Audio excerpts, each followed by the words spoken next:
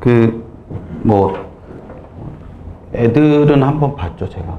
네, 애들은 한번 봤어요. 애들은 제가 막 여기저기 다니고 있어가지고, 저희 기숙하고 좀 많아갖고, 애들은 윈터 애들도 한번 보고, 그 다음에 재수생 애들도 한번 봤고요. 애들은 별로 안 좋아하더라고요. 네, 그래서, 애들 한번 봤고, 학부모님들은 제가 강학기숙은 처음 뵙는 것 같은데, 그래서 올해 전반적인 경향이나 뭐 이런 거에 대한 말씀 드리고, 수시는 사실상으로는 뭐 이렇게 이런 시간에 다 설명을 드릴 수는 없어요. 그래서 주요대 중심으로 해서 전반적인 흐름, 그리고 고3 학부모님들이 아니시기 때문에 그 현실을 잘 아시잖아요. 네. 늘 기대와 현실이 다르다는 현실도 잘 아시고, 그 다음에 수능이 되게 중요하다는 현실도 잘 아실 거예요. 그래서 상대적으로 이제 좀 편하게 말씀을 드릴 수 있도록 하겠습니다. 일단 2018학년도는 영어 절대평가라는 게 굉장히 중요한 역할을 했었고요. 영어 절대평가라는 게 실제로 영향을 미칠 거라는 예상들은 다들 했지만 파급 효과가 굉장히 컸습니다. 뭐 어떻게 느끼실지는 잘 모르겠는데 단순히 뭐 우리 애가 세상에서 억울한 89.2등급이어서 뭐 이런 게 아니라 89.2등급이 정시에서는 제일 억울하고요. 수시에서 제일 억울한 애들은 79.2등급이 제일 3등급이 제일 억울합니다. 그러니까 보통 수시는 2등급이 기준이고 정시는 1등급이 기준이어서 이제 그런 점수 받은 애들이 좀 힘들다 뭐 이런 얘기 많이 하지만 그 문제가 아니라 단순히 기본적으로는 수시 입결이 전반적으로 향상되는 그런 효과를 났어요. 근데 수시 입결의 향상은 수시 입결의 향상으로 끝나는 게 아니고요. 2월 인원이라고는 아시죠? 예, 넘어오는 인원이죠. 넘어오는 인원들이 줄어드는 결과를 낳게 됩니다. 그러니까 2017학년도에 비해서 2018학년도는 거의 한 70% 정도 수준 정도밖에는 넘어오지 않은 거라고 해석을 하시면 될 것 같아요. 그러니까 최저를 못 맞춰서 넘어오는 애들의 숫자가 꽤 있는데 걔들의 인원이 굉장히 많은 부분 줄어들었다. 뭐 이렇게 해석을 하실 수 있는 거죠. 그래서 수시 입결이 상승하는 것이 그냥 수시 입결의 상승으로 끝나는 게 아니라 정시 입결의 상승으로까지 이어지는 그런 부분으로 연결이 된다라는 거. 그래서 2019학년도는 보통은 이제 2018학년도가 기준이 되잖아요. 2017학년도가 기준이 되진 않으니까. 그러니까 2018학년도가 기준이 되니까 비슷한 수준으로 이어지겠죠. 그냥. 비슷한 수준으로 이어지는 상황이 되겠지만 어쨌거나 그런 결과를 낳았다는 것이 있고요. 또 하나는 저게 사실은 제일 중요해요.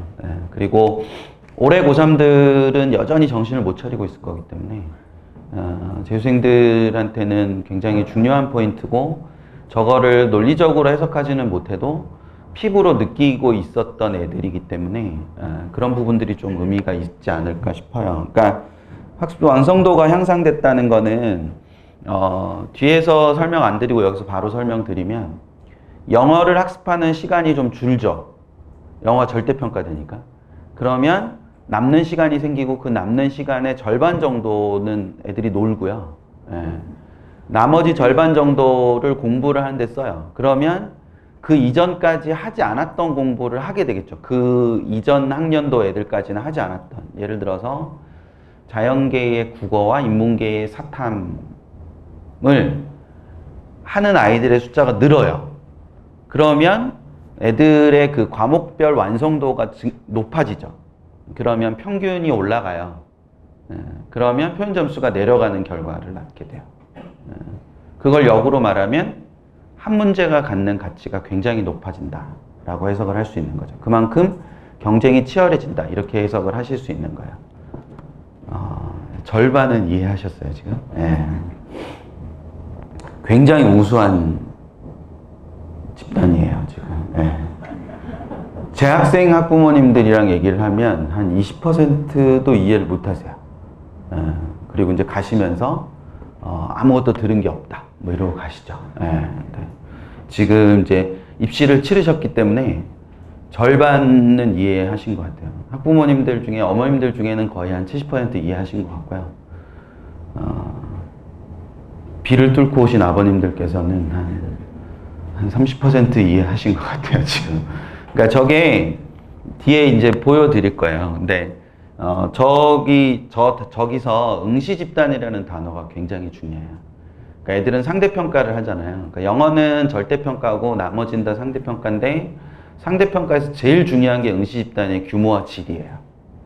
근데 규모는 모르겠는데 일단 질이 높아졌다는 걸 의미하는 거죠. 그러니까 뭐냐면 2017학년도까지 애들이 학습을 하는데 우선순위가 있잖아요. 그러면 문과 애들이라고 치면은 국수, 영탐 이렇게 4개의 우선순위가 있으면 제일 먼저 하는 게 뭘 것 같으세요? 문과 있으시잖아. 네, 문과는 제일 먼저 뭐부터 할까요? 네, 수학부터 해요. 네, 수학. 그 다음에 국어를 하겠죠. 네, 그 다음에 영어를 할 거예요. 그러면 애들이 원래 애들이 열심히 공부를 해도요, 3학년 때 채울 수 있는 구멍의 개수가 3개밖에 없어요. 근데 구멍이 4개로 시작을 했으니까 3개를 다 채우고 사탐은 구멍인 채로 가잖아요. 근데 상위권 애들은 구멍이 3개로 출발해요. 그게 상위권과 중상위권의 차이거든요. 그러니까 상위권은 구멍이 3개로 출발하고 똑같이 공부를 해서 3개를 채우고 가는데 다 채우고 가는 거고, 중상위권 애들은 4개로 출발했으니까 3개를 채우고 나면 하나가 빈 채로 가잖아요. 최상위권은 2개로 출발해요. 그래서 2개를 다 채우고 남은 데서 구멍이 없나를 더 찾고, 그래서 만에 하나 구멍이 생길 부분을 다 채우고 가는 거죠. 그 차이밖에 없어요, 기본적으로. 그랬을 때 애들이 국수형의 3개를 채우고 가요. 그리고 인문계는 원서를 쓸 때 국수형 중심으로 원서를 쓰거든요, 원래 정시에서. 그러면 사탐은 뭐가 되는 거죠? 천차만별이죠. 그래서 인문계에서 정시의 승부는 사탐에서 나는 거지 다른 과목에서 나는 게 아니에요. 그럼 자연계도 똑같이 2017학년도까지를 기준으로 생각해보면 국수영탐 4개 중에서 당연히 뭐부터 하겠어요, 자연계도? 수학이 우선순위고 그 다음이 과탐이잖아요. 그리고 영어를 하거든요. 그래서 자연계의 정시 꽃은 국어예요. 국어는 천차만별이 되니까. 근데 이게 영어가 공부하는 시간이 줄잖아요. 그러니까 애들이 인문계이면 수학하고 국어하고 영어를 해야 되는데 영어하고 시간이 남잖아요. 그러니까 사탐을 하는 거죠. 그럼 사탐에 구멍인 애들의 숫자가 줄죠. 뭔지 이해되시죠? 네. 그럼 자연계 똑같이 뭐에 구멍인 애들의 숫자가 주는 거예요. 국어에 구멍인 애들의 숫자가 주는 거예요. 심지어 3개로 출발했던 애들도 자기가 과탐이 구멍이라는 걸 알게 되는 거죠. 그래서 더 미세한 부분을 채워가는 거야. 그래서 과탐에 응시하는 집단의 수준이 더 높아지는 거예요. 네, 그런 거예요. 작년 과탐이 쉽지 않았어요. 근데 작년 과탐이 쉽지 않았는데 애들이 등급을 그렇게 잘 받진 않았거든요. 그게 그런 문제, 그러니까 여기서 영어 절대평가로 인해서 이런 부분의 문제로 나타났다는 거를 이해를 하나 하실 필요가 있는 거죠. 또 하나는 이제 국수 영탐의 4개 영역의 기준에서 국수탐의 3개 영역 기준으로 줄면서 나타나는 가장 큰 변화는 동점자가 많이 발생하는 거야. 왜냐하면 4개로 나누다가 하나가 빠졌잖아요. 그러면 당연히 동점자 많이 생기겠죠. 동점자가 많이 생기는 거를 평가원이 모르지 않기 때문에 이 동점자를 최대한 줄이려면 각 과목별로 동점자를 발생을 덜 시켜야 돼요. 그러려면 문제를 잘 내야 되는데, 문제를 잘 내는 거는 출제하는 사람이 잘 내는 게 아니고요. 어떤 애들이 보느냐에 따라 달라요. 제가 우스갯소리로 그 전국의 수험생 중에서 가장 중요한 애들이 누구냐고 얘기를 하냐면 5등급 애들이에요. 그러니까 우리의 입시를 결정하는 애들은 걔들이에요. 걔들이 모든 걸 다 해요. 그러니까 그 5등급 애들이 평균을 움직일 수 있고, 그 평균을 움직이는 거에 따라서 표준 점수의 크기가 바뀌고요. 걔들이 시험을 어떻게 보느냐에 따라서 1등급 컷도 바뀌고요. 그러니까 애들 공부 잘 모르시죠? 5등급이 맨 마지막 등급 같죠? 수능은 9등급 체계예요. 그러니까 1등급 있으면 9등급도 있을 거 아니에요. 그리고 뭐 아시는 분들 계시겠지만 1등급이 몇 %죠? 4%죠. 예. 9등급은요? 애들 그런 거 한 번도 안 받아와가지고 잘 모르죠. 예. 9등급도 4%예요. 2등급이 몇 %예요? 예, 7%잖아요. 그래서 누적으로 11%까지잖아요. 예. 8등급은 7%예요. 예. 그렇게 똑같아요, 이렇게. 그 똑같은 게 이렇게 만나는 게 5등급이잖아요.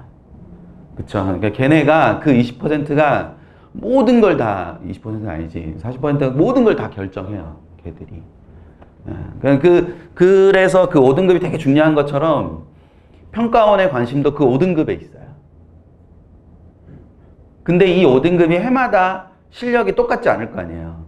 그래서 올해 5등급은 어떤가가 궁금해서 6월에 한번 불러보고요. 9월에 한번 불러보고 그거를 바탕으로 11월에 내는 거예요. 문제를. 그러니까 6월, 9월 모의평가를 보는 이유는 평가원이 도대체 올해 애들은 어떤 애들인가 그게 궁금해서 그런 거예요.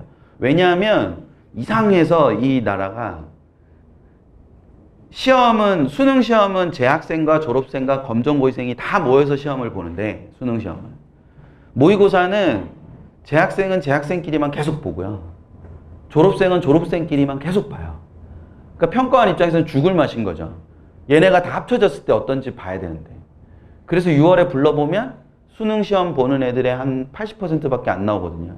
9월에 불러도 90%밖에 안 나와요. 그러니까 죽을 맛이죠. 근데 그 5등급 애들이 9월 모평을 보고 막 너무 자극을 받아서 공부를 열심히 하잖아요. 예. 그러면 이제 물수능이 되는 거고요. 그 5등급 애들이 됐어 막 이런 생각을 하고 더 안 하잖아요. 그럼 불수능이 되는 거예요. 그러니까 평가원이 뭔가를 해서 그런 게 아니라. 그래서 6월, 9월에 뭔가를 실험을 해보고 싶어 하는 게 평가원의 입장이고 평가원이 6월, 9월에 그 이전 수능과 다른 여러 가지의 경향들로 실험을 해봐요. 그러고 난 다음에 실제 수능에 그걸 적용시키는 거는 한 20%? 해마다 그래 왔거든요. 근데 2018학년도 수능에 평가원이 영어 절대평가가 첫 해고 그리고 동점자를 많이 발생시키면 안 된다는 강박에 있다 보니까 6월, 9월에 실험을 한 결과를 그대로 믿고 수능에 그대로 적용한 사례가 굉장히 높았어요. 거의 한 90% 정도가 적용이 됐거든요. 그러니까 그거는 영어 절대평가 때문에 6월, 9월과 수능의 연계성이 굉장히 강화가 됐다는 걸 의미하는 거예요. 그러니까 예를 들면 수학이 21, 29, 30이 어렵다는 거는 다 알아요.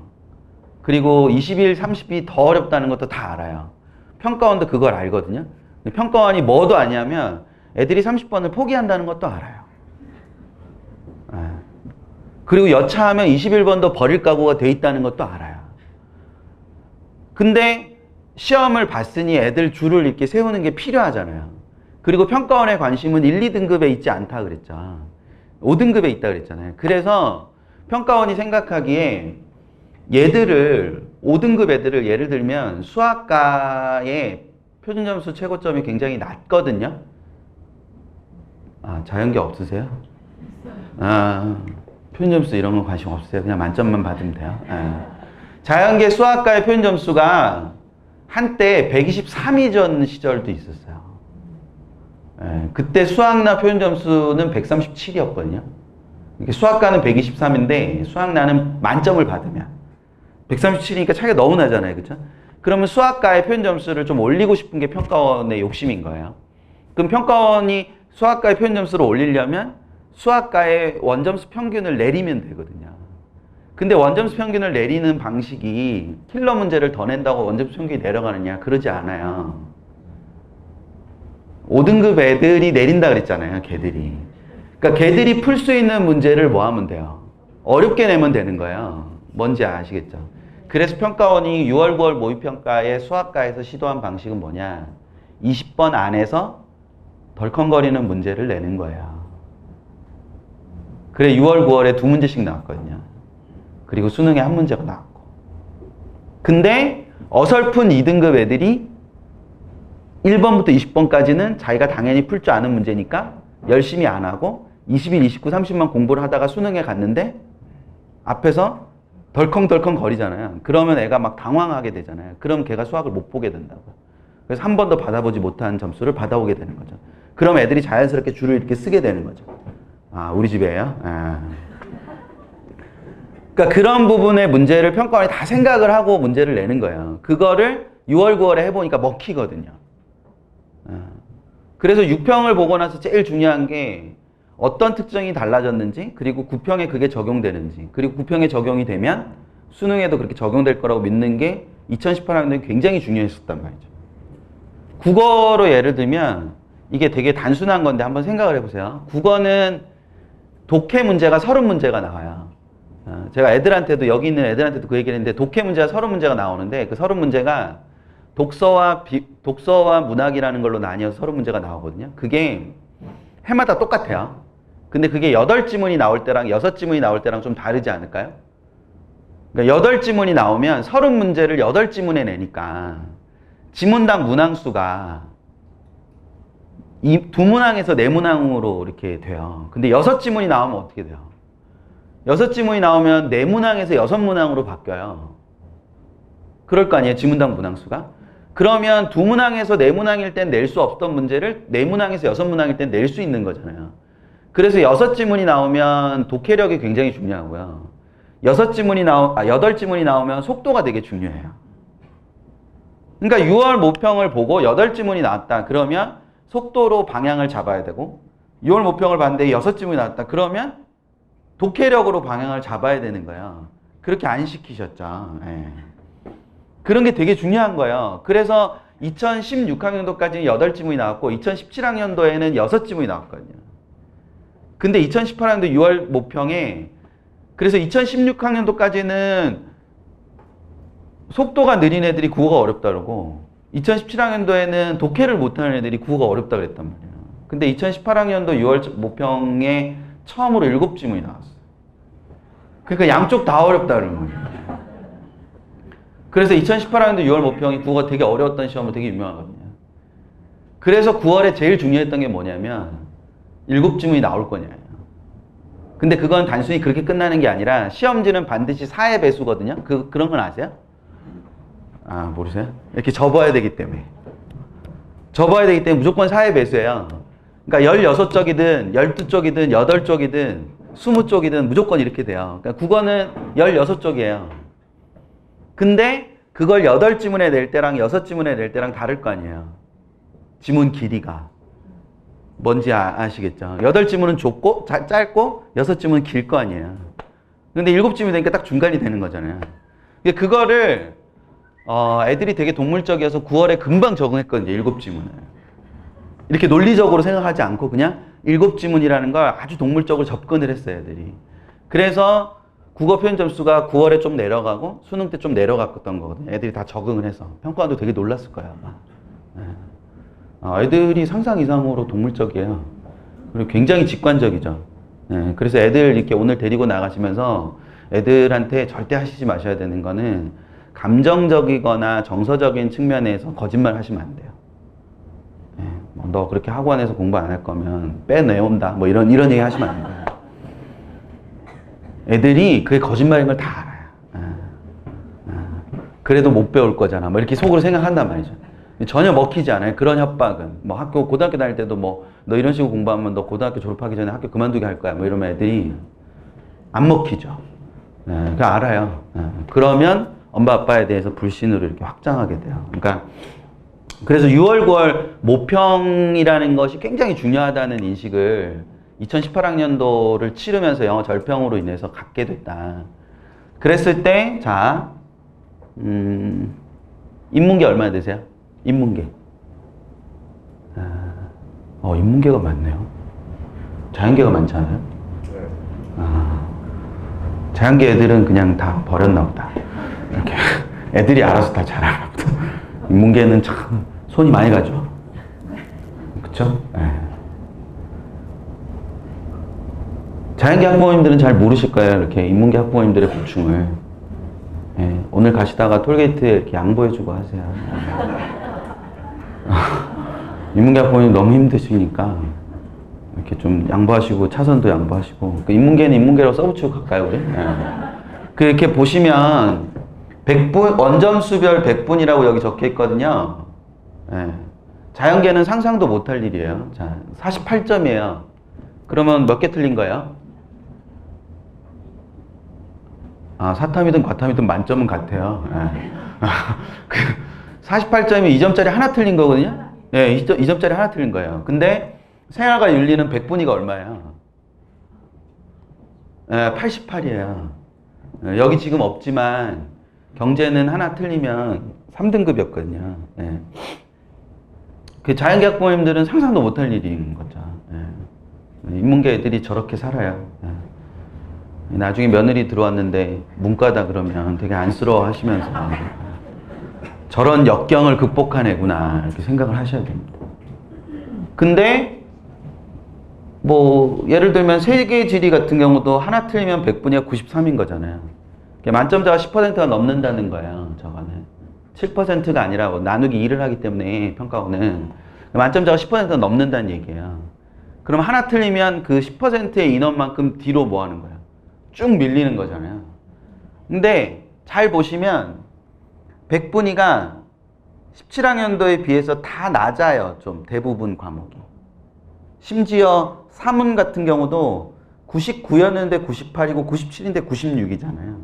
그러니까 지금 세지 하나를 빼고는 나머지 주요 과목, 저게 이제 애들이 많이 선택하는 과목이거든요. 나머지 주요 과목의 100분위가 다 뭐 한다는 얘기야. 다 떨어진다는 얘기는 만점자만큼 뭐 한다는 얘기야. 증가했다는 얘기잖아요. 근데 제가 앞서서 사탐을 공부하는 애들의 숫자가 뭐 했다 그랬어요? 늘었다 그랬잖아요. 그러니까 사탐을 공부하는 애들의 숫자가 늘면서 애들의 학습 수준이 굉장히 높아졌는데 평가원이 똑같이 시험 문제를 내니 만점자 뭐 하는 거야? 늘어나는 거예요. 저게 평가원이 문제를 잘못 낸 게 아니에요. 평가원은 6월, 9월을 토대로 요 정도 내면 전년도와 비슷한 수치로 나오겠지 하고 낸 건데 애들의 학습 양 자체가 굉장히 뭐 했다? 늘었다. 그래서 과탐을 보면 과탐은 제목이 바뀌었어요. 47점을 기준으로 표준 점수와 백분위를 보여드리는 건데 과탐은 47점이어도 되게 백분위가 아름답잖아요. 지금 생투 하나 빼고 다 96, 97, 98 뭐 이렇잖아요.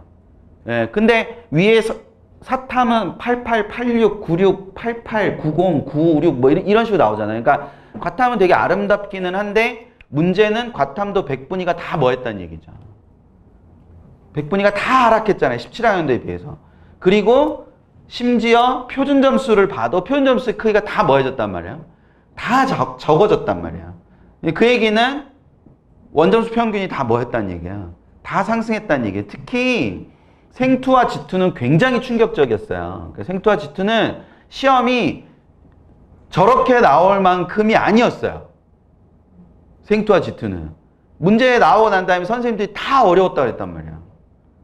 다 어려웠다 그랬는데 기본적으로 47점, 즉 한 문제 틀린 건데 47점도. 한 문제 틀렸는데 백분위가 95나 96밖에 나오질 않는다는 거예요. 그러니까 만점이랑 48점이 되게 많다는 얘기죠. 그러니까 기본적으로. 그거는 애들이 생투와 지투를 할 수 있는 시간이 그만큼 많이 확보가 됐다는 거라고 해석할 수밖에 없다는 거죠. 기본적으로.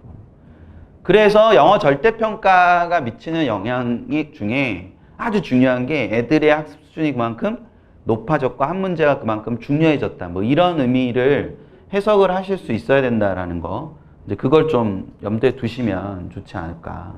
네. 과학이 이렇게 나올 정도로 쉽거나 그러지 않았었습니다. 네. 우리의 또 선택 과목이 뭔데 문과 부모님들 그렇게 생각하시면 안 돼요. 네. 예를 들어 우리 애가 사문과 생윤을 하고 있다. 근데 생윤을 지금 와서 바꿔야 되나. 올해도 생윤이 저렇게 나올 거라고 누가 장담해요. 그쵸? 아무도 모르는 거니까. 그러니까 그런 부분이 아니기 때문에 일단 저런 특성이 있다라는 거. 그리고 또 하나는 자, 잘 보세요. 인문계학 부모님들은 빨간색을 보시면 되고 자연계학 부모님들은 파란색을 보시면 되는데 맨 위에 제목을 잘 보시면 최고점 분포예요. 최근 3년간. 최고점이라 함은 저 영역에서 만점을 받았을 때 받을 수 있는 가장 높은 표준 점수라는 뜻이에요. 자, 그러면 자연계학 부모님들도 그냥 보세요. 인문계에서 2016학년도 맨 아래에 있어요. 2016학년도에 인문계 최고 표준 점수 과목은 뭐예요? 네. 이런 식이면 제가 오늘 하루를 보내기가 되게 어렵습니다. 제가 오늘 하는 첫 일정인데 제가 여쭤보는 건요 거의 대부분 눈과 의지가 필요한 질문입니다. 눈과 의지만 있으면 다 하실 수 있는 인문계 최고 표현 점수 과목은 수학 나죠, 그쵸? 2017학년도 인문계 최고 표현 점수 과목은 국어예요. 2018학년도 인문계 최고 표현 점수 과목은 수학 나예요, 그쵸? 근데 사탐은 늘 저 모양이에요, 그쵸? 근데 최고점 과목이 어쨌거나 국어와 수학이 왔다 갔다 해요. 저걸 5년치로 해도 국어 수학이 왔다 갔다 해요. 근데 2016학년도 자연계 최고 표현 점수 과목은요? 과탐이에요. 2017학년도 자연계 최고 표현 점수 과목은 과탐. 2018학년도 최고 표현 점수 과목도 그래서 자연계 과탐이 중요하다고 하는 거예요. 그러니까 자연계 과탐이 중요한 이유는 표현 점수가 제일 크기 때문에 그래요. 다른 이유는 아무것도 없어요. 아니 표현 점수가 제일 크니까 입시에 활용될 수 있는 영향도 가장 클 거 아니에요. 그러니까 그 측면밖에 없거든요, 기본적으로. 근데 2016학년도 인문, 수학, 나와 국어의 표현 점수 최고점 차이는 3점이거든요. 근데 2017학년도는 2점이에요. 그리고 2018학년도는 1점이에요. 그러니까 두 개의 영역의 최고점의 점수 격차가 점점 뭐하고 있는 거예요? 줄고 있는 거예요. 그럼 자연계는 보니까 자 수학, 가와 과탐의 최고점 차이는 9.8이고요. 2017학년도에 10점인데 2016학년도는 6.5로 줄었죠. 그러니까 저게 기본적으로 아이들의 학습 수준이 굉장히 높아졌다는 걸 의미하는 거예요. 뭔지 아시죠? 그리고 자연계 같은 경우는 잘 보면 과탐을 잘 하면 수학을 좀 못해도 과탐 점수로 다 뭐 하면 돼요?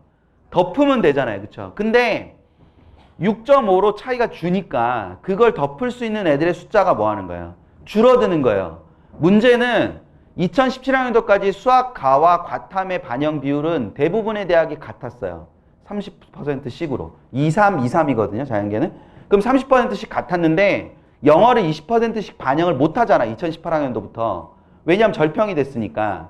그럼 이걸 10%로 줄이거나 없애버렸단 말이에요. 그러면 남은 10%나 20%를 옆으로 나눠줘야 될 거 아니에요. 그랬을 때 거의 모든 대학이 수학과 과탐을 똑같이 나눠줬느냐? 그렇지 않아요. 거의 대부분의 대학이 수학을 더 주고 과학을 덜 줬단 말이에요. 왜? 과학을 덜 주고 그 덜 준 거를 국어에다 줬단 말이에요. 뭔지 되세요 지금? 그러니까 만약에 10%를 뺐다. 그러면 5%를 수학에 주고 3.5%를 과탐에 주고 1.5%를 국어에 줘버렸단 말이에요. 그러면 국어, 수학과 과탐의 반영 비율에 차이가 생겼죠. 근데 수학이 과학보다 반영 비율이 더 높잖아요. 근데 표준 점수 차이가 6.5밖에 안 나잖아요.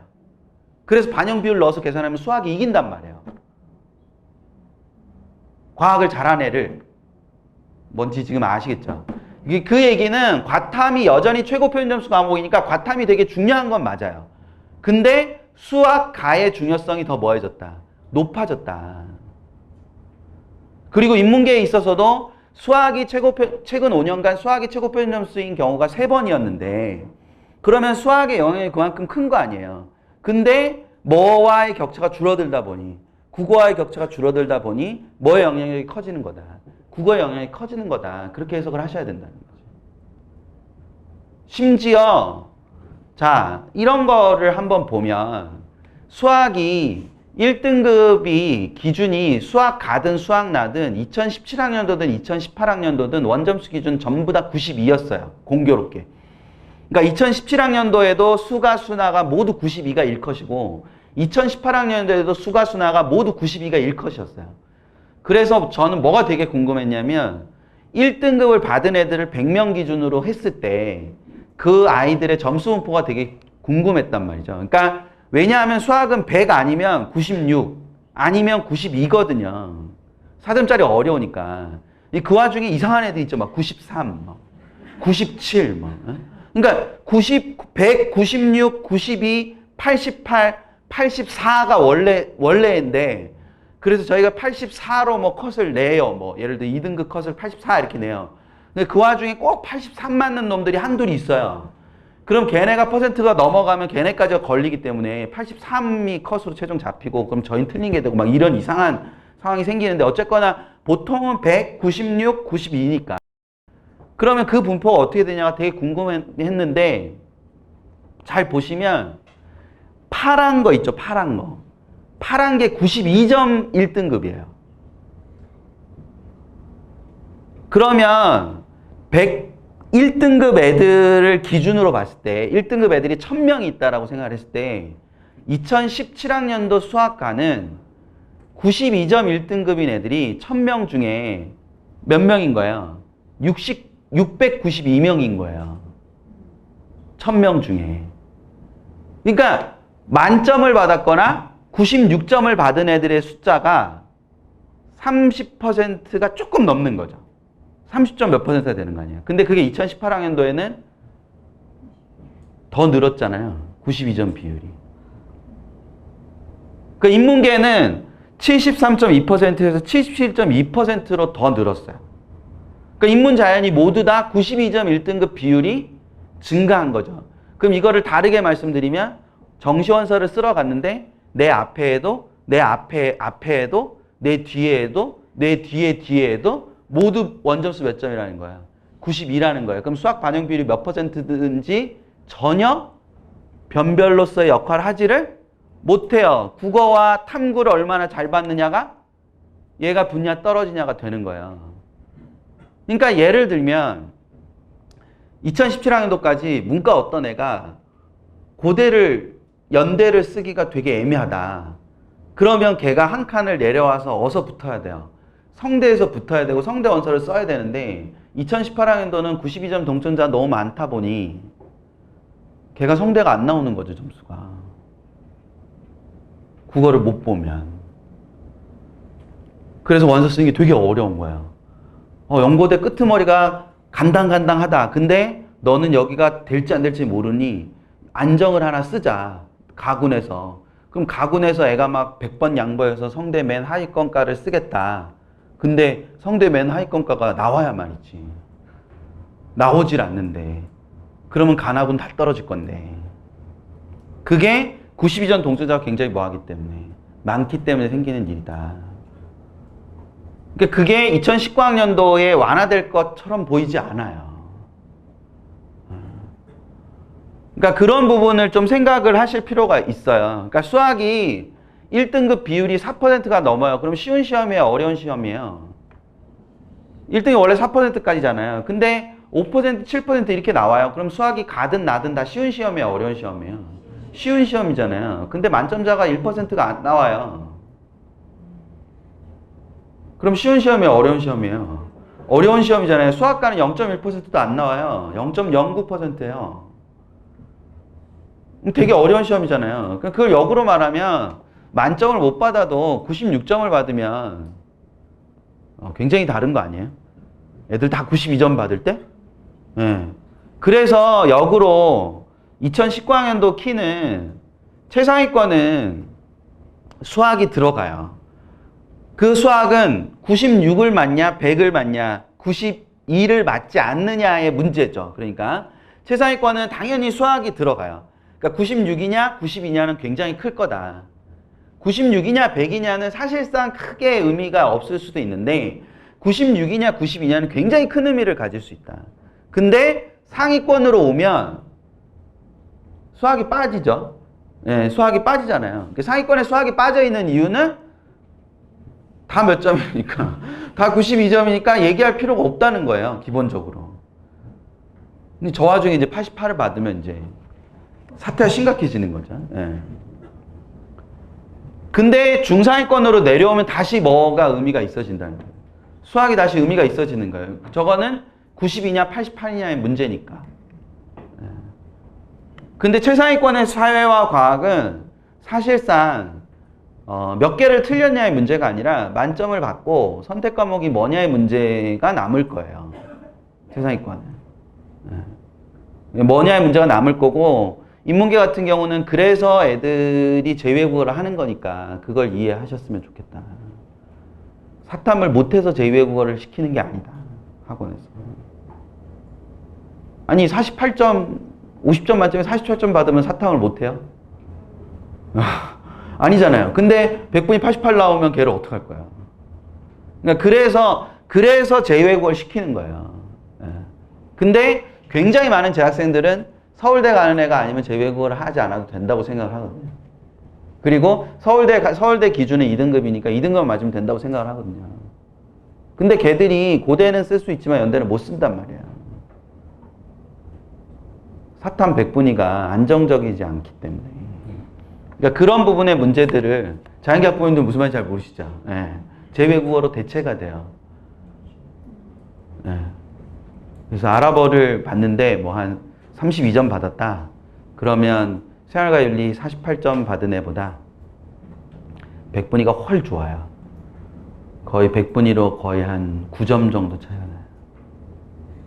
나요. 예. 그래서 재외국어를 하는 건데 고대가 2018학년도부터 대체를 안 해요. 연대는 대체를 하고. 그래서 고대 정시로 간 애들은 재학생이 많고 연대 정시로 간 애들은 재수생이 많고 그런 차이가 있는 거예요. 그래서 그런 변화가 있을 거라는 생각을 좀 하셨으면 좋겠고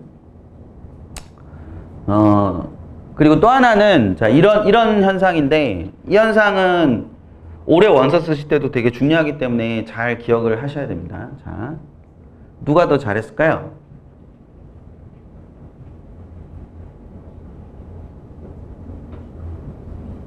아, 제가 끝에다가 합계도 내놨잖아요. 합도 적어놨는데. 네. 합계도 다 적어놨어요. 네. 뭐 앞에를 막 이렇게 보시면서 막 이렇게 하실 필요 없이. 국수탐 합계 이렇게 적어놨잖아요. 누가 더 잘했어요? B가 더 잘하지 않았어요? 심지어 100분위도 B가 더 뛰어나죠. 네. 근데 이놈이 이런 문제가 있단 말이죠.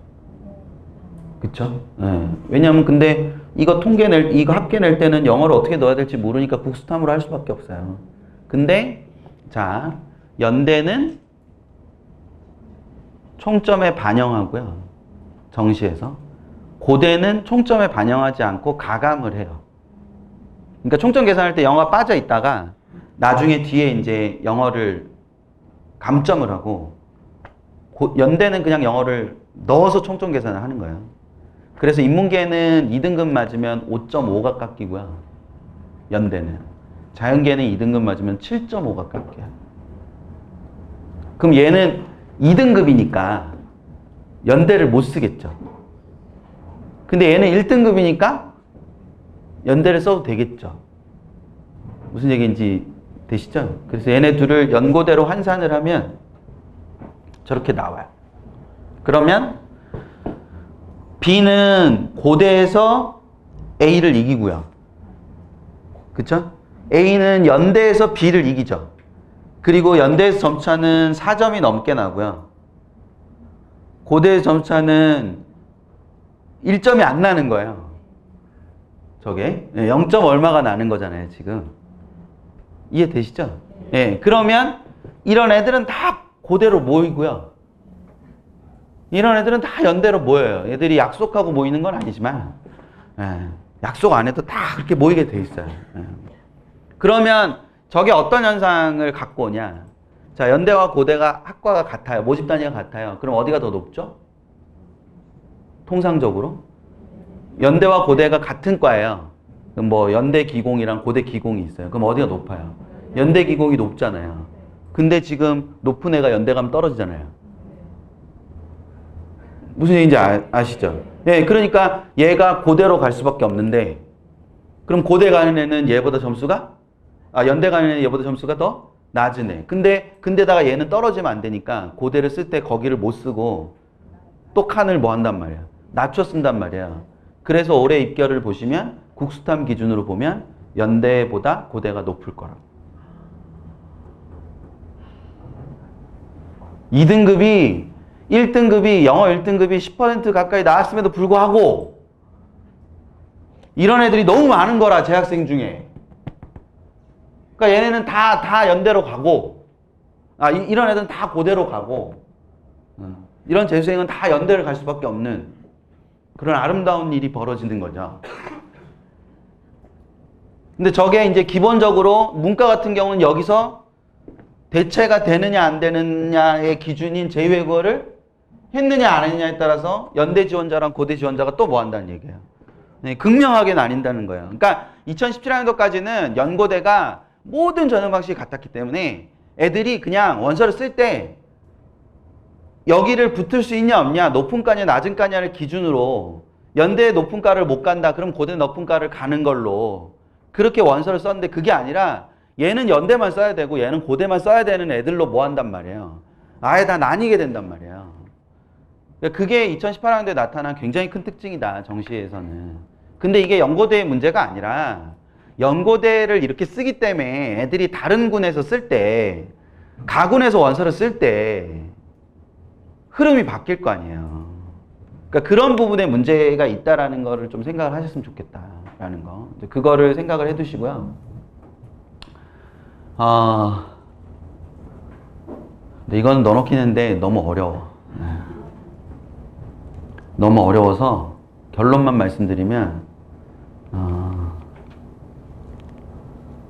요거 똑같은 거예요. 요것도 학생부 항목이고요. 요것도 학생부 항목이에요. 근데 요 학생부 항목이랑 요 학생부 항목의 차이는 요 학생부 항목은 다 따로따로죠. 이게 다 따로따로 떨어져 있잖아요. 근데 얘네는 다 묶여 있잖아요.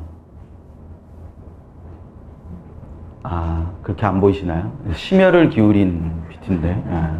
이건 다 따로따로고 얘네는 이렇게 연결고리가 다 있어요. 그러니까 얘네 이거의 초점은 이런 걸 수동적 학생부 구조라 그러고 이런 걸 능동적 학생부 구조라 그러는데 저거는 이제 좀 어려운 말이니까 위에 거의 초점은 뭘 했느냐에 있어요. 근데 밑에 거의 초점은 어떻게 했느냐에 있어요. 그리고 최근의 트렌드는 밑에 거예요. 왜? 위에 걸로는 애들을 가려낼 수가 없어요.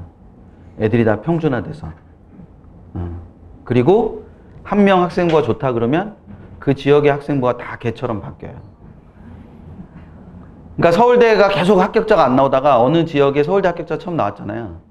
그러면 모든 학교가 그 아이의 학생부를 갖고 있어요.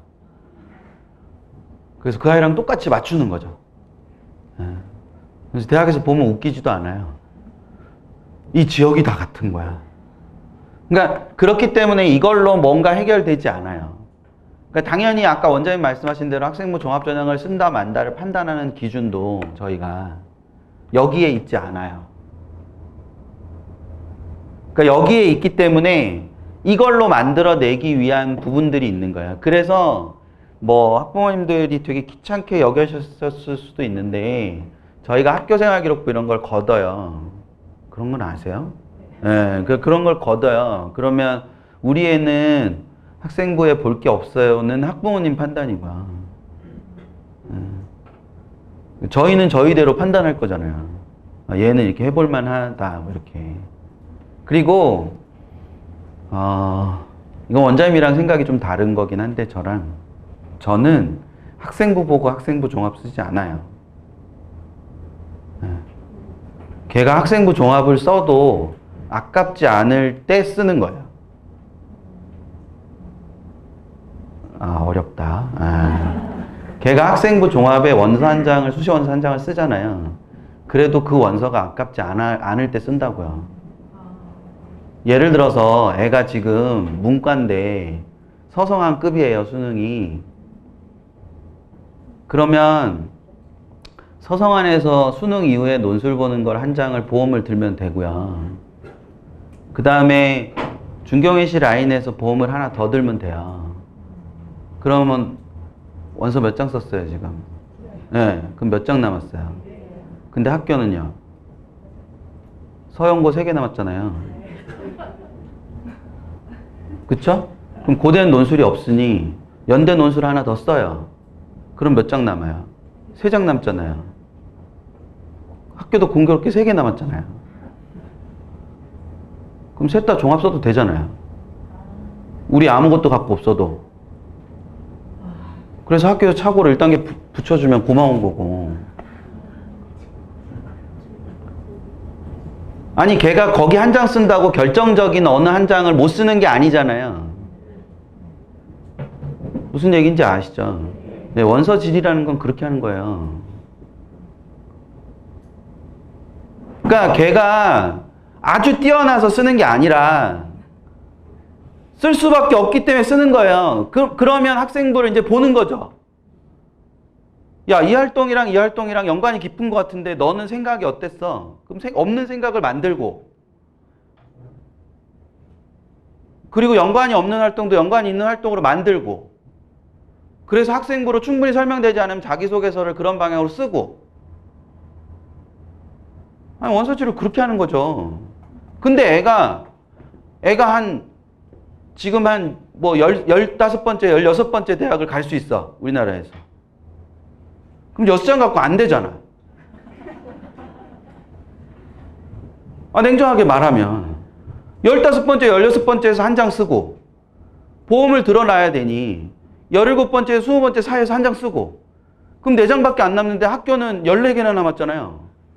그럼 14개에서 가장 가능성이 많은 것들을 중심으로 쓰다 보니 4장 다 논술 쓰고 나니까 뭘 할 게 없는 거예요.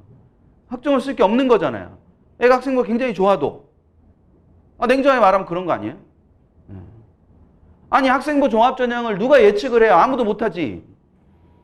제가 맨날 드는 예인데, 여기 계시는 학부모님들한테 제가 재원생 학생부를 하나 떼와갖고 다 복사해서 나눠드려요. 그리고 이게 좋은 학생부예요, 나쁜 학생부예요 여쭤봐요, 제가. 그러면 대답이 일치할 가능성이 높아요, 일치하지 않을 가능성이 높아요? 일치하지 않을 가능성이 높죠. 우리 애보다 좋으면 좋은 거고, 우리 애보다 안 좋으면 안 좋은 걸 거 아니에요. 근데 제가 10명 거 학생부 떼와가지고 10명 거를 다 나눠드려요. 모든 분한테. 이 중에서 가장 안 좋은 거 3개랑 가장 좋은 거 3개 골라달라고 해요. 그럼 가장 좋은 거 3개로 골라진 애들은 어때요? 비슷할 가능성이 굉장히 높지 않아요? 예, 그게 학종의 원리인데? 그게 학종의 원리잖아요. 10명 뽑는데 5대1이에요. 그러면 학생부가 몇 개 들어오는 거예요? 50개 들어오는 거 아니에요? 그럼 입학사정관이 제일 첫 걸 볼 거 아니에요? 제일 첫 걸 봤더니 전년도 해보다 별로야. 그럼 이쪽에다 놓을 거 아니에요? 그리고 두 번째부터는 얘가 기준이 될 거 아니에요? 그래서 얘보다 좋아. 그럼 이쪽에 놓을 거예요. 근데 세 번째를 봤는데 얘가 제일 좋아. 그럼 이쪽에 놓을 거 아니에요? 네 번째 봤는데 이런 애가 없어. 그럼 또 여기다 놓을 거 아니에요? 다섯 번째 봤는데 얘가 형편없어요. 그럼 저쪽에다 놓을 거 아니에요? 이렇게 하면 줄이 쭉 쓸 거 아니에요? 거기서 3배수면 30명까지 딱 끊어서 애들 합격자로 통보하면 되잖아요. 1단계 합격자 통보를. 그러면 합격자를 얘는 1단계를 붙을 겁니다 를 예측하는 것 자체가 완전 뻥이지. 1단계 예측한다라고 말을 하려면 이 50명을 다 알아야 되는데 그 사람이 50명을 어떻게 다 알아요? 50명이 쓸지 안 쓸지도 모르는데. 그러니까 그거는 모든 가능성이라는 것이 존재하기 때문에 시도해 보는 거예요. 덤으로 주어진 기회니까. 근데 그거를 하려면 뭔가 뒤에 기반이 되는 무엇인가가 있어야 되는 거 아니에요. 학종으로 전체 수시 합격자 중에 학종으로 20%를 붙이는 재수학원은 굉장한 학원이에요. 제가 생각하기에는. 학종으로 떨어진 애들만 모아놓고 걔들을 붙이는 거니까. 냉정하게 그런 거 아니에요? 애들 다 떨어진 애들인데. 그러니까 그런 측면에서 봤을 때 학생부를 볼 때 이렇게 보는 게 아니라 이렇게 보는 게 되게 중요하다고요. 기본적으로. 근데 이렇게 봐야 되는데 학생부가 없어. 넌 왜 학생부 없어? 그러면 애가 그러죠. 선생님, 저는 볼 게 없어요. 지 생각에 볼 게 없지. 거기서 빨리 깨시는 게 되게 중요해요, 사실은. 대학 입시의 주체는요, 대학이지 학부모님들이 아니세요. 학생도 아니고. 그러니까 대학이 어떻게 보느냐가 되게 중요한 건데, 그러니까 지금 다 이제 고등학교 졸업하셨으니까 제가 솔직하게 말씀드릴게요. 고등학교 선생님이 좋아하는 애랑 대학 교수가 좋아하는 애는 같아요, 달라요? 네, 그런 합리적인 생각을 왜 고등학교 때는 안 하셨어요?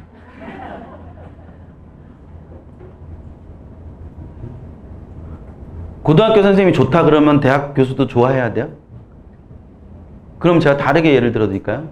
완성된 애랑 가능성 많은 애 중에 고등학교 선생님은 어떤 애를 좋아해요? 네, 또 고등학교 선생님도 계실라. 아니, 그게 나쁘다는 뜻이 아니라 고등학교 선생님은 완성된 애를 좋아해요. 왜 그렇죠? 손이 안 가요. 잘 하잖아, 혼자 알아서. 대학 교수는요? 가능성 많은 애 좋아하지. 누가 완성된 애 좋아요? 걔가 완성돼 와봐야 다 깨부시고 다시 해야 되는데. 그러니까 굉장히 비유적으로 표현하면 완성된 애는 앞뒤가 빽빽하잖아요. 대학 교수가 굉장히 싫어해요. 그거 다 지우려면 얼마나 힘들어. 자기도 바빠 죽겠는데. 근데 양쪽 다 100지면 또 안 뽑아. 얼마나 힘들어. 그걸 채우기가. 그러니까 뒤는 빽빽한데 앞은 100 지어야 되는 거야. 그래서 내가 그리고 싶은 대로 다 그릴 수 있어야 되는 거야. 제가 맨날 드는 예를 하나만 더 들면, 여기 계신 분들이 물리학과 교수세요. 교수 면접으로 들어오신 거예요. 물리학과 교수인데 제가 이제 19살짜리 남자예요. 몰입이 잘 안 되실 테니까 눈 감고 들으세요. 19살짜리 남자애가 하나 면접을 왔는데 얘가 고등학교 다닐 때 소논문을 3편이나 썼대. 물리 관련 소논문을. 근데 앉아 계신 분들이 물리학과 교수세요.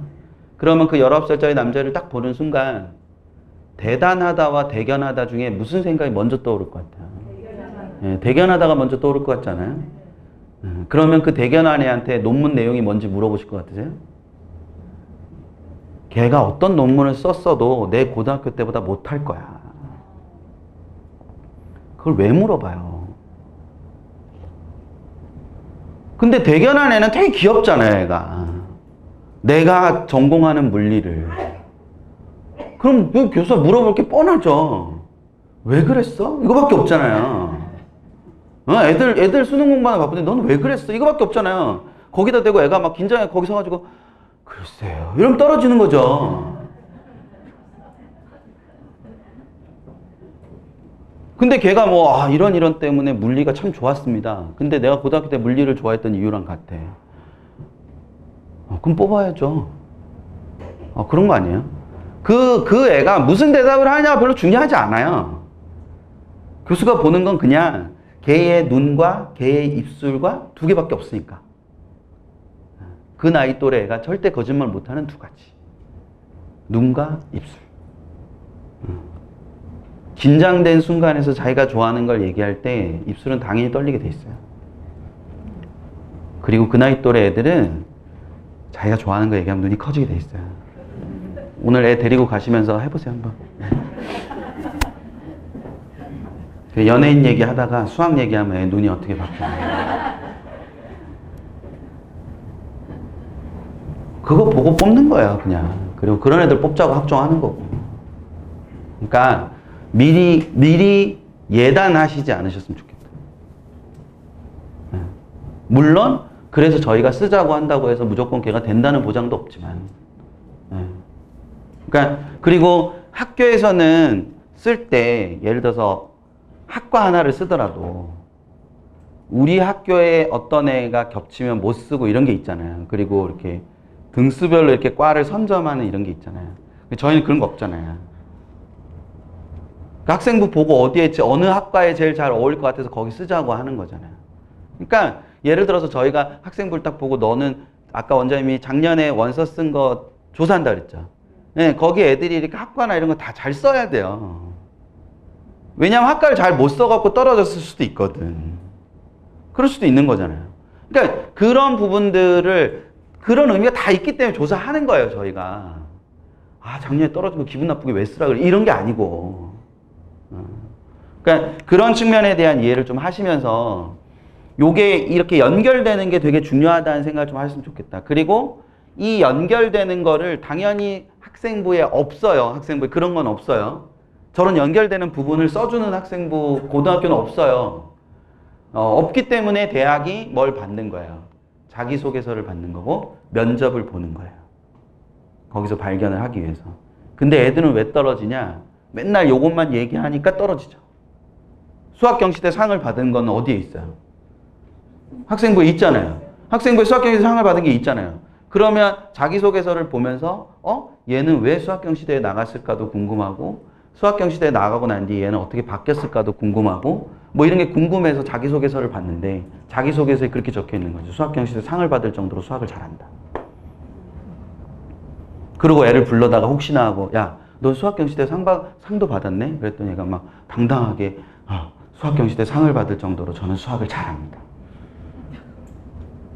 그런 애를 왜 뽑아요? 수학 잘하는 애 수능으로 뽑으면 되지. 수능 수학 만점 받은 애 뽑으면 되잖아, 정시에. 심지어 걔는 다른 과목도 잘할 텐데 얘는 수학만 잘하고. 아니 되게 합리적으로 생각을 해보시면 어떻게 뽑을지, 그러니까 입시가 굉장히 합리적인 거예요. 합리적이지 않으면 몇 천 명씩 못 뽑아요. 어떻게 합리적이지 않은 방법으로 애들을 1000명씩 이렇게 어떻게 뽑아요? 모든 예외를 다 두고. 당연히 합리적인 방식으로 밖에는 뽑을 수가 없는 거죠. 그러니까 그런 부분을 좀 생각하셨으면 좋겠고요. 정시가 준다 그러잖아요. 그럼 재수생한테 유리해요, 불리해요? 불리하죠. 근데 왜 시키셨어요? 할 데가 없어서. 그쵸. 근데 어쩔 수 없으니까는 없어요. 정시 원서 쓰시면서 안 되면 다시 시킨다는 생각 하셨을 거예요. 제가 애들한테 얘기할 때, 제가 애들 만났다 그랬잖아요.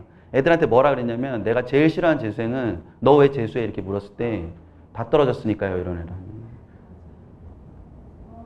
쓸 때는 분명히 내가 여기 떨어지면 다시 한다고 생각하고 썼을 거라고. 그게 재수할 제일 나빠요. 어쩔 수 없이. 그게 아니라 내가 선택해서 하는 거예요. 그건 굉장히 다른 차이거든요. 내가 선택해서 하는 거지 내가 어쩔 수 없어서 하는 게 아니에요.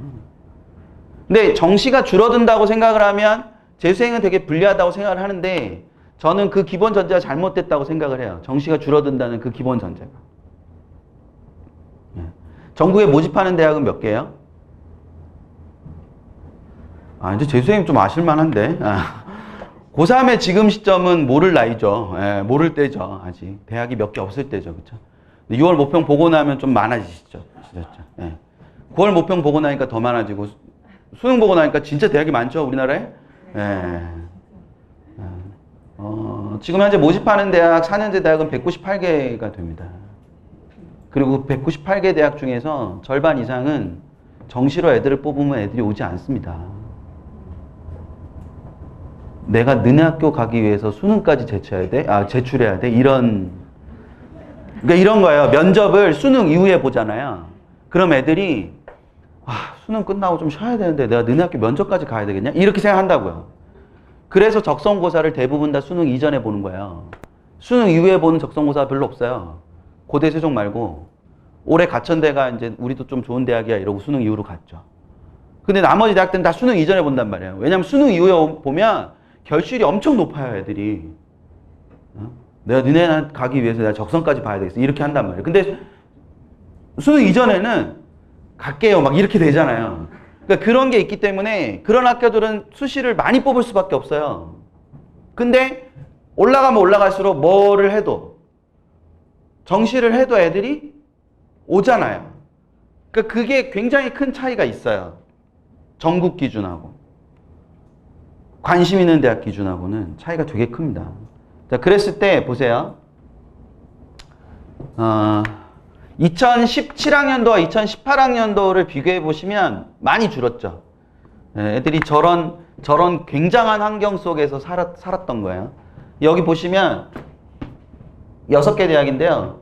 84%, 82%밖에 안 돼요. 2017학년도 기준으로. 근데 2018학년도 기준으로 2019학년도는 99%와 103.8%예요. 자연계는 늘어요. 정시가 왜 자꾸 준다고 하시냐 이거죠. 그리고 99.1%를 뽑는다는 건 거의 비슷하게 뽑는다는 거예요. 이거를 15개로 확장을 시키면 저렇게 돼요. 15개로 확장시키면 2018학년도에 인문계는 97.3%, 자연계는 101.3% 정도를 뽑아요. 그러니까 저게 정시 환경이 줄어든다고 할 수 없는 거죠. 되셨죠? 예. 근데 자연계는 여기가 첫 학교가 아니죠. 인문계 연대랑요, 자연계 연대랑 되게 차이 커요. 예. 같은 대학 다니신다고 하시면 안 돼요. 예. 인문계 연대는 두 번째잖아요. 근데 자연계 연대는 두 번째가 아니잖아요. 예, 그쵸? 위에 한 덩어리 더 있죠? 예, 이거 한 덩어리 더 있잖아요. 그 한 덩어리가 나고 난 다음에 연대를 가는 거잖아요. 그러니까 이게 차이가 커요. 예. 그러니까 자연계 서울대는 더 하죠. 자연계 서울대는 투를 안 하면 쓸 수가 없어요. 그러니까 그냥 투 하는 애들 중에 의대를 못 가는 애들 중에 그쵸? 예. 근데 원원한 애들 중에 의대를 못 가는 애들은 어차피 뭐 어디를 못 가니까 서울대를 못 가니까 연대에서 양보를 안 해요. 걔들이 사실상 수능으로는 최강자예요. 제가 보기엔. 연대 공대 가는 애들이. 서울대 공대 가는 애들보다. 의대를 빼고. 그러니까 그런 상황인데 어쨌거나 의대가 11개 대학이 늘어요. 정원이. 끝이에요. 2019학년도로 끝이에요. 그게 뭐냐면 의대가 의전원이라고 있었잖아요. 의전원으로 애들을 뽑다 보니 고딩들이 더 똑똑한가 봐요. 의대가 보니까. 그러니까 고등학교 졸업하고 바로 온 애들이 학부 2년 다닌 애들보다 더 똑똑했나 봐요. 그래서 의전원 정원을 자꾸 줄이면서 학부를 이렇게 넘겨요. 학부로 넘기는데 바로 넘기면 의전원 준비하던 애들이 갈 데가 없으니까 유예를 더 갖고 3년 이상을 무조건 정원의 30%를 학부생으로 뽑아야 의전원으로 뽑아야 되거든요. 근데 그게 3년이 지나면 학부로 다 넘길 수가 있어지는 거예요. 그게 올해 딱 전환되는 대학이 11개가 있어요. 그럼 그 11개 대학의 전체 의대 총원이 30%가 느는 거예요. 그러면 그 30% 느는 인원을 교과에도 좀 주고 종합에도 좀 주고 정시에도 좀 줄 거 아닌가요? 예, 그렇게 해서 주는 거죠. 이대처럼 25명인데 25명을 다 정시로 돌린 학교도 있고 수시는 한 명도 안 주고 예, 뭐 전남대처럼 막 수시로 다 넣은 학교도 있고 뭐 이렇게 있어요. 그러면 정시가 늘 거 아니에요. 근데 이제 좀 왕건이라고 불리는 부산대나 경북대처럼 국립대 의대 100명 단위 의대 총원이 100명 정도 되는 그런 국립대들이 몇 개 늘어요. 예, 그래서 의대 총원이 좀 많이 늘거든요. 예, 그 느는 애들 중에 정시로도 저 정도 넘어가요. 그러니까. 그러면 자연계 정원은 더 뭐 하는 거예요? 느는 거 아니에요. 그리고 또 하나는, 자, 이게 사실은 되게 중요한데, 수시 정원이 요만큼 늘어요. 자, 잘 생각을 해보세요. 작년에 우리 애들 상황을 잘 생각을 해보세요. 네. 수시 정원이 요만큼 늘어요. 요만큼. 보세요. 수시 정원이 요만큼 늘어요. 그러면 수시로 대학 가려는 애는 요만큼 늘어요? 이거보다 더 늘어요? 아, 우리 애는 상관없었어요? 그래서 수시 정원이 요만큼 늘어요. 그럼 수시로 대학 가려는 애는 요만큼 늘어요? 이거보다 더 늘어요? 네, 더 늘지 않아요. 그쵸? 그럼 고등학교 현실상 얘네는 수능 공부에 집중을 해요? 못해요? 못하죠. 그쵸? 그러면 정시 정원, 수시 정원이 요만큼 늘었다는 얘기는 정시 정원이 요만큼 줄었다는 얘기죠. 근데 정시에 경쟁하는 애는 이만큼 줄잖아요. 아니 그게 합리적인 추론 아니에요? 그러니까 정시는 요만큼 줄었는데 정시 공부를 하는 애는 이만큼 줄잖아요. 그럼 실질 경쟁률은 그만큼 더 뭐 하는 거야? 더 떨어지는 거 아니에요? 뭐 정시가 왜 어렵다고 하시냐고. 그게 다 언론이 만들어낸 거지. 그러니까 그런 부분을 생각을 좀 하셔가지고 전체적으로 좀 주의 깊게 좀 보시면 도움이 되지 않을까 싶은 생각이 좀 듭니다. 되셨죠? 예. 애들이 끝난 지 30분이 넘어가지고요. 애들이 엄청 기다릴 거예요. 예. 거기 오늘 드린 자료에 그 대학별 내용들이 쭉 있어요. 그러니까 그건 좀 읽어보시면 전체적으로 되지 않을까 싶습니다. 예. 감사합니다.